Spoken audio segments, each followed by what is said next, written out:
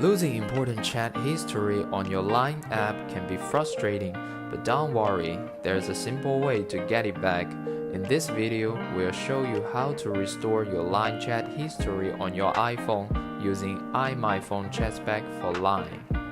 First, let's go to the iPhone website to download Chatback for Line. Click on the Products tab and then select Chatback for Line from the drop-down menu. Next, click on the Download button to download the software. Once the download is complete, open the file and follow the prompts to install Chatback on your computer. Now let's move on to your iPhone. Make sure you have the latest version of Line installed.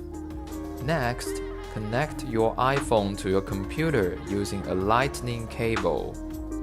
Launch Chatback on your computer and click on the Start button. The software will automatically detect your iPhone and display a list of available chat history to restore. Select the chat history you want to restore and click Next.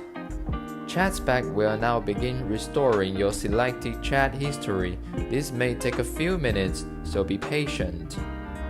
Once the restoration is complete, open the Line app on your iPhone to check your restored chat history.